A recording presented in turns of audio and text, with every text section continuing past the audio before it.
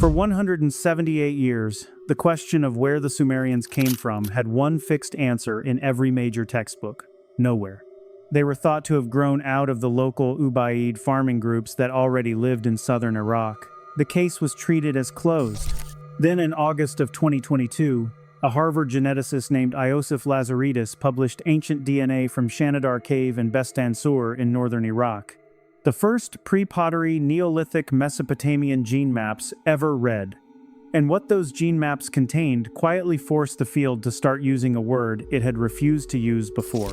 If you want more deep dives into how ancient DNA is rewriting the textbooks we grew up with, subscribe now. New episodes every week.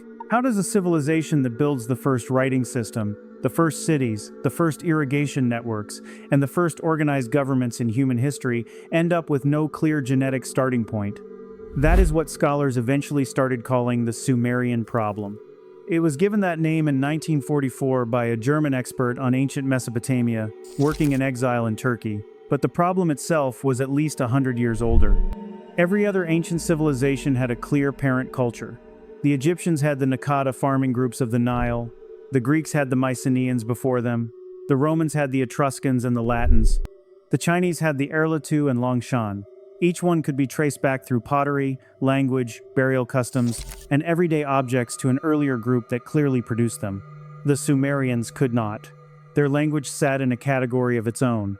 Sumerian was a one-of-a-kind language with no known relatives, alive or extinct. It was not Semitic, like the Akkadian that eventually replaced it. It was not Indo-European. It did not match the languages of Anatolia, the Caucasus, the Iranian Plateau, or the Indus Valley. By the time scholars had finished listing the world's known language families, Sumerian was the odd one out that did not fit on any branch of the tree. Their writing system appeared in southern Iraq sometime between 3,500 and 3,200 years before the Common Era. There was no early form. No proto-cuneiform development chain stretching back through picture writing into cave painting. The signs appear on clay tablets at Uruk almost fully formed, complete with an early number system that was already being used for accounting. Whoever invented it did not appear to be experimenting. Their religion was even stranger. The Sumerians did not believe they had created their own civilization. They were clear about this. According to their own texts, beings called the Anunnaki had brought everything to them: writing, math, astronomy, irrigation, metalwork, animal raising, brewing, weaving, law. The Sumerians called these gifts the Mi. They believed they had received them at Eridu, their first city, and that the Anunnaki had come from somewhere else. Not somewhere in Mesopotamia, somewhere far away. For most of the 20th century, archaeologists treated all of this as fancy religious storytelling. The texts were myth. The lack of earlier roots was assumed to be a sampling problem, a result of the fact that early Mesopotamian villages had been buried under thousands of years of mud and modern cities. Someone would eventually find the parent culture if they dug deep enough. The Ubaid farming groups, who lived in southern Iraq from roughly 6,500 to 3,800 BCE, were the leading guests. They were already living in the same valley. They built the first temples at Eridu. They had tamed grain and livestock. They appeared to be moving toward what would later become Sumer. That was the textbook answer. It was clean. It did not require explaining where anyone came from, and it held for almost 200 years. But the version you have heard, that is not the full picture. The first crack in the textbook answer did not come from archaeology. It came from genetics, and it came from an unexpected place. In 2011, a research team based at the University of Pavia in Italy published a paper in BMC Evolutionary Biology with a deliberately old-fashioned title, In Search of the Genetic Footprints of Sumerians. The lead author was a geneticist named Nadia Al-Zaheri. She had spent years building DNA collections from groups in southern Iraq, and she had focused on the marsh Arabs, the people who lived in the wetlands where the Tigris and Euphrates emptied toward the Gulf. The reason for the focus was simple. The marsh Arabs were considered by most archaeologists to be the closest living link to the original Sumerians. They lived in the same exact land. They built reed houses that matched the pictures in Sumerian art down to the bundle ties. They fished from the same kinds of boats, traveled the same channels, and kept traditions that local oral history traced back without a break for thousands of years. If any modern group still carried the Sumerian genetic signal, it would be them. And somehow, it gets more interesting. The Pavia team sampled 143 men, all of them with at least 4 generations of proven Marsh Arab roots. They studied both the Y chromosome, which traces the father's line, and the mitochondrial DNA, which traces the mother's line. The maternal side returned the expected mix of Middle Eastern family lines. The paternal side returned something less expected. 74% of the men carried one Y chromosome family line, a branch called Joan Page 0 to 8. That alone was striking. The Marsh Arabs were one of the most uniform paternal groups in the entire region. But the more interesting finding was where that family line had its widest inner range, which is what geneticists use to estimate where a family line began. The family line's core spread did not sit in southern Iraq. It sat to the north, in upper Mesopotamia and southeastern Turkey, with smaller spreading signs reaching toward Oman, the Ethiopian highlands, and into the eastern Mediterranean. In plain terms, the main paternal family line of the people most closely linked to the Sumerians did not seem to have started where the Sumerians ended up. It looked like it had moved in from somewhere else. This finding alone was not enough to overturn the agreed answer. The Pavia paper was careful. The authors noted that the data fit several possible migration stories and that more evidence would be needed. But a question had been raised, and once raised, it could not be unasked. If the Marsh Arabs had moved into southern Iraq from somewhere outside the valley, when did they arrive? Did they arrive with the Sumerians? Or did they arrive before them? And if before, who exactly built the Ubaid temples at Eridu? For 11 years, no one could answer those questions properly. The technology to do it did not yet exist at the level needed. Ancient DNA from Mesopotamia itself was almost nothing. The hot, dry climate of southern Iraq is rough on bone and tissue. DNA breaks down, bones turn brittle. The kinds of samples that had changed European prehistory simply were not available from southern Mesopotamia and would not be for years. So the question waited. And what came next is the part that still does not make sense, even now. If you are still with me, subscribe. The full picture of what the genome eventually revealed is the kind of finding that does not make headlines because it does not lend itself to a headline. It changes things slowly, in the footnotes, until one day the textbook is quietly different. We cover those kinds of stories every week. While the Sumerian problem sat unsolved in Iraq, ancient DNA research was finishing its first wave of discoveries across the rest of the Near East. Iranian Neolithic farmers had been read from the Zagros Mountains in 2 separate papers published in 2016. Anatolian farmers had been read from sites in southern Turkey. Levantine groups had been read from Israel and Jordan. The Caucasus had been sampled. Cyprus had been sampled. By 2020, geneticists could plot the genetic background of every region around southern Mesopotamia. Every region except southern Mesopotamia itself.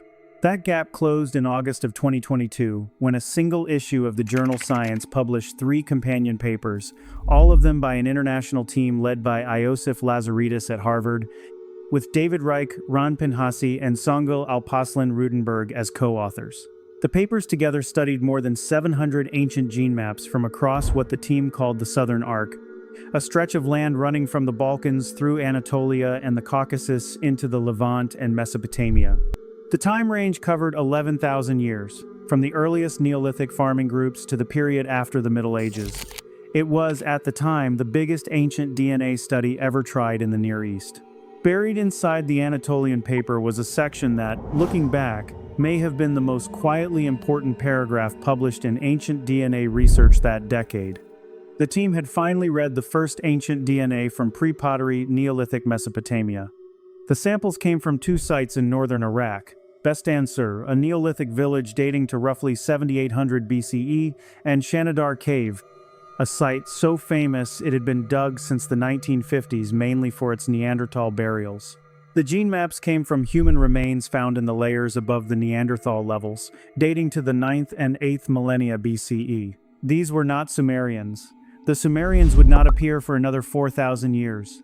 But these were the people who lived in northern Mesopotamia during the shaping window that produced the Ubaid farming groups, who in turn produced the cultural frame into which Sumer would later be born. If anyone was likely to be a direct ancestor of the people the Sumerian problem was asking about, it was these individuals. That was just the surface result. Behind the scenes, the analysis went deeper than the summary showed. When the Lazaridis team ran a statistical grouping test on the Shanidar and Bestan-Sur gene maps, the results did not match the expected pattern. The textbook had predicted that early Mesopotamian farmers should group genetically with their direct ancestors, the pre-pottery Neolithic groups from the Levant. Since the Levant was the closest known source of farming origins, they did not. The Shanidar and Bestan-Sur samples landed in a different genetic spot, somewhere between the Levantine farmers to the southwest, the Anatolian farmers to the northwest, and the Iranian Zagros herders to the east. They were a blend. And the blend included a big part from a place that the standard textbook explanation had never needed: the Iranian Zagros Mountains.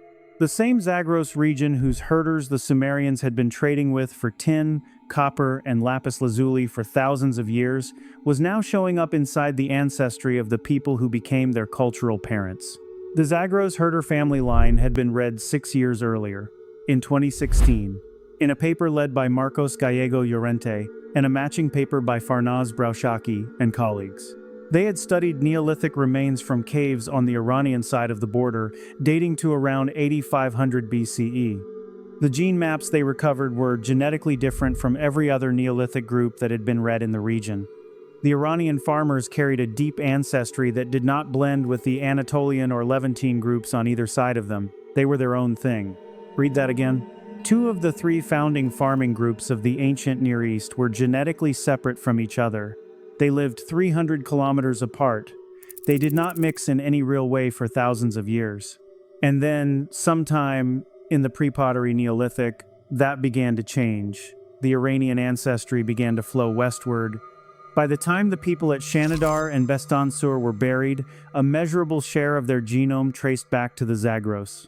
By the time the Ubaid farming groups had grown up in southern Iraq, that Zagros piece was a baseline ingredient of the people. By the time Sumer appeared, it was woven so deeply into the genetic base that geneticists could not separate the Sumerians from the wider Mesopotamian genetic background even if they wanted to. There was no separate Sumerian genome. There was a stretch of ancestry, and the Sumerians sat on it. That was the word the field had refused to use before: admixed. In the next 10 years, when high-quality samples come back from sites like Eridu, Tel al-Ubaid, and itself, that word will land differently. The picture is moving towards something the textbooks of 1944 could not have imagined. What makes the Zagros finding stranger is that the Sumerians themselves seem to have remembered it. The Sumerian texts are full of references to a mountain origin. The Eridu Genesis, one of the oldest surviving Sumerian flood stories, describes the first kings as having come down from a high country to the eastern edge of the world. The Sumerian king list, copied again and again across centuries, mentions an early ruling family at a place called Arata, which scholars have spent the better part of 100 years trying to locate. The leading geographic guesses for Arata have always pointed toward the Iranian highlands. Some place it in modern Kerman, others place it in the Zagros range itself. The trade goods linked to Arata in Sumerian poetry are mountain goods: carnelian, lapis lazuli, tin, copper, the exact materials that flow into Sumer from the east, not from the south or the west.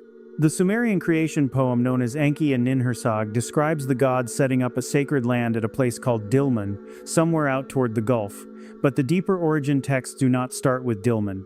They start with mountains. The god Enki, who became the main god of Eridu, is again and again linked to the lower sea and to underground water sources flowing from a distant high country. The texts do not present this as a symbol, they present it as real geography. For most of the 20th century, scholars assumed these mountain references were poetic touches. The Sumerians had never lived in mountains. Their entire way of life was built around flat river plains and irrigation canals. Why would their origin stories keep pointing eastward and upward? The genetic answer offers one possibility: because part of them came from there. And the timing of when that gene flow began? Almost too precise to ignore. The Iranian ancestry trace does not just appear randomly in Mesopotamian gene maps. It appears in a specific window. Geneticists working with the Lazaridis data have placed the big arrival of Zagros ancestry into Upper Mesopotamia somewhere between 9,000 and 7,500 years before the present. That timing is striking. It overlaps almost exactly with the period when the first year-round farming villages of the Upper Tigris Valley were moving from seasonal hunting camps into permanent settlements.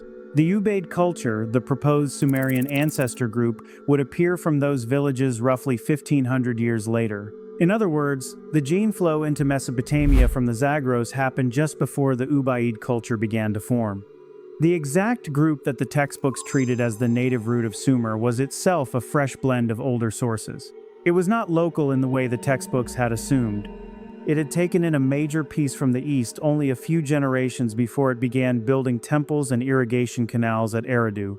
Just when the standard story thought it had contained the damage to a simple two-source idea, the bone DNA showed up. A separate line of analysis came from a 2025 study published in Scientific Reports, which studied ancient DNA from sites across the northern Iranian plateau, covering the Copper Age through the Sassanid period. The authors recorded 3,000 years of genetic continuity across the eastern flank of the Zagros, meaning the group that had contributed ancestry to early Mesopotamian farmers stayed largely in place for the entire span of Sumerian, Akkadian, Babylonian, and Persian history. The people who had been the genetic givers to early Sumer never went anywhere. Their descendants are still there. The genetic relationship between the people who built the first cities and the people who lived in the mountains that fed those cities was not a one-way migration. It was a steady, ongoing link that lasted for the full length of Mesopotamian civilization. This does not mean the Sumerian problem has been solved. The 2022 paper does not name a single source group for the Sumerians. There is no genetic moment that says, "Here, this is where they came from." The story is messier than that, and it should be. And no, I am not making that up. The data does not support a simple "they came from here" answer. What the data does support is a complete reframing of the question. The Sumerians did not come from one place. They were the cultural endpoint of a process that lasted thousands of years, in which groups moved and blended across the Fertile Crescent, with the biggest single eastern share flowing in from the Zagros Mountains of what is now Iran. Their language is still without known relatives. Their writing system still appears suddenly at Uruk. Their religion still describes the Anunnaki as visitors from elsewhere. None of those mysteries have a genetic solution. But the assumption that they grew from a single local group, in place, with no real outside input, no longer holds up. That assumption was the foundation of the textbook answer for 178 years. The foundation has shifted under it. But this is not just about the Sumerians anymore. The consequences reach across every civilization that the Sumerian model shaped. The same Iranian Zagros ancestry that appears in early Mesopotamian farmers also appears, at different amounts, in the groups of Anatolia, the southern Caucasus, the eastern Mediterranean, and eventually, through later migrations, into early Indo-European groups in the steppes. The Lazaridis papers map this spread in amazing detail. The Sumerian ancestor pool was not a closed system. It was a meeting point in a much larger network, one that connected the Fertile Crescent eastward to the Iranian plateau and westward to the Aegean. The civilizations that came culturally from Sumer, including the Akkadians, the Babylonians, the Assyrians, and through them the Persians and the Greeks, all carry traces of that same eastern signal. If the question is where Mesopotamian civilization came from in the deepest sense, the answer is no longer a place. It is a meeting. And the eastern stream feeding that meeting flowed out of mountains the Sumerians themselves kept naming. There is an urge, when stories like this surface, to treat them as a kind of ending. The mystery has been solved, the science has spoken, the textbooks were wrong, and now they are right. But that is not what the Lazaridis papers actually do. They open a window, they do not close one. The window they open is onto the realization that ancient identities were almost certainly more flexible, more blended, and more linked than the modern habit of sorting people into national or ethnic boxes has allowed us to imagine. The Sumerians were not pure anything. Neither were the Egyptians, the Greeks, the Chinese, or anyone else who has ever called themselves a people. Every group we now treat as a single civilization in the historical record was a blend of older groups, layered on top of each other across thousands of years of movement. The Sumerians were a particularly clear example of this because they happened to invent writing, which let them tell us about themselves. The text told us about origin mountains, distant lands, and gods who came from elsewhere. We read those texts as myth for 200 years because we did not have the tools to read them as memory. We have the tools now. What ancient DNA is doing, paper by paper, year by year, is slowly turning old religious texts into saved records of movement. Not all of them, not in detail, but enough of them in enough places that the pattern has started to repeat. The texts knew things the textbooks did not. The mountains the Sumerians kept pointing at turned out to be the mountains their ancestors had walked down from. The gifts they said they received at Eridu, the me of writing and math and metalwork, may not have arrived from the sky. They may have arrived from a meeting of groups whose joining in southern Iraq produced something none of them could have built alone. That is the unexpected place the title is pointing at. Not a single foreign country, not a hidden civilization. Just a mountain range to the east that the Sumerians themselves never stopped naming, and a group that the science is finally catching up to. The Zagros samples are still being read, the Eridu samples have not been recovered yet. The southern Iraqi sites that would settle the question are sitting in conflict zones under modern cities or behind permits that have been pending for years. The work is slow, it is unglamorous. It does not produce the kinds of headlines that algorithms reward. But the textbooks are quietly, paragraph by paragraph, being rewritten. If you want more on the deeper archaeology and genetics of where the ancient world came from, hit subscribe. The video on screen breaks down another ancient group whose genome turned out to be the opposite of what archaeologists expected. Click it.